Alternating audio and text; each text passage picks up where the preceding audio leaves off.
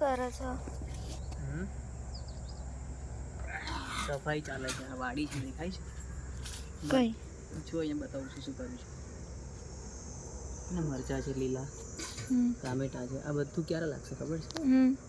ત્યારે છે ને ટામેટાનો અને મરચાં છે ને ચોમાસામાં મળે નહીં, અને મળશે ને તો પણ છે ને બહુ મોંઘા મળશે.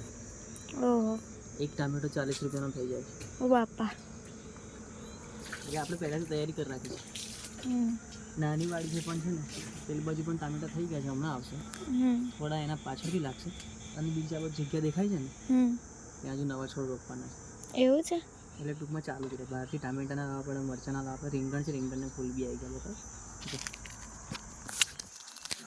આ રહ્યા છે. પછી મરચાં બી આવી ગયા છે ફૂલ. અહીંયા મરચી છે. પછી હા, અને અહીંયા છે ને ટામેટું બતાવું. હાર્યું ટામેટું પણ લાગી ગયું છે ને. ટામેટાને દોરીથી બાંધી દીધા છે આવી રીતે લાકડા કરીને છે ને. અને આ ટામેટાને દેખો કેટલા બધા ફૂલ આવ્યા છે. ઉનાળામાં ને ખૂબ પાણી જોઈએ. જો આ છે વાડી. એ લાગશે ને તમને જોવા મળશે. તમે ચેનલને સબસ્ક્રાઈબ કરો તો જ જોવા મળશે. હે ને બાકી પાણી નાખે જ છું રોજ. હે તો પાણી તો મૂકવું પડે. ચાલે તો એ મોટર આવે ને મોટરથી મૂકેલું છે પાણી. હે ને પાઇપ લગાવેલી જ છે. પાણી ડાયરેક્ટ મૂકી દઈએ છીએ. વધારે કંઈ છોડ નથી. એક ગલગોટો પણ રોપ્યો છે. ખબર છે ગલગોટો કેમ રોપ્યો છે? એનું કારણ ખબર છે? એક ગલગોટો અહીંયા બી છે, એક બીજો અહીંયા બી છે. કેમ ખબર છે? જ્યારે જીવડા થાય ને, આ જે આમાં જીવડા આવે ને એ બધા ફૂલના લીધે જીવડા ગલગોટા પર જાય. એટલા માટે ગલગોટો પણ રોપી રાખ્યો છે. આ બી આપણે રોપ્યું નથી પણ જાતે થઈ ગયો છે. દૂધી પણ હતી પણ દૂધી લગભગ થઈ નથી. પછી અમારો જૂનો મરચીનો છોડ છે એને પણ ફૂલ આવે છે.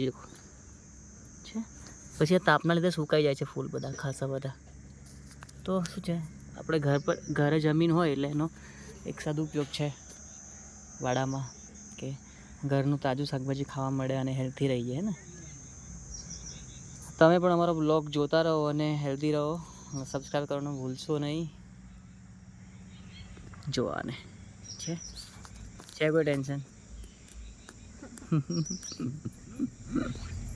મજા આવે? હા. હે સરગવો ખાવાનો છે. સરગવો પણ ખવાય. ડાયાબિટીસમાં સરગવાનો. અમારો સરગવો મીઠો સરગવો છે. 12 માસી સરગવો અહીં રોપ્યો છે. લાકડું અત્યારે થઈ ગયું છે એટલું મોટું, ઉપરથી ફોટ્યું છે. આને જેટલું પાણી મળે ને એટલું જલ્દી થાય એવું હોય. અને બીજો એક સરગવો છે જે આગળ છે, આનો મેન. ખૂબ સિંગો લાગે છે. સરગવાની સિંગો તો ખરેખર બધા શાકમાં નાખીને ખાવી જોઈએ. આ જુઓ છે. ગુલાબ તો જુઓ, વેલાવાળો ગુલાબ છે ને એટલું બધું ઊંચો જાય છે ને કે એને કાપવો પડે. આજે પણ કાપી નાખ્યો અહીંથી. લીંબુ પણ છે. તમારે પણ જો ઘરે હોય ને તો આવું એક નાની વાડી. આ વધારે મોટી છે નહીં. આમ તમે જુઓ તો છે ને 5 પગલાં, આમ 10 પગલાં. એની અંદર મિનિમમ તમારે છે ને 20 થી 25 છોડ આવી જાય દૂર કરીએ ને તો. આમાં દેખો આ વેલો છે ને નીચે પડી ગયો છે. દેખો ટામેટાનો. હે ને હવે આને શું કરવું પડશે? અહીંથી બાંધવું પડશે. અહીંથી દોરી બાંધીને અહીંથી ઊંચો કરવો પડશે અને ઉપર એક સપોર્ટ આપવો પડશે. ત્યારે જઈને વેલો ઉપર થશે ને ટામેટાનું વજન આવશે. અને ટામેટા જમીનને અડે નહીં ને તો સરસ, મતલબ એમાં ખરાબી ના લાગે.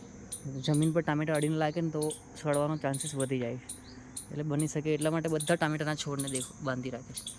આમાં ફૂલ છે કરમાઈ ગયા છે તાપના લીધે.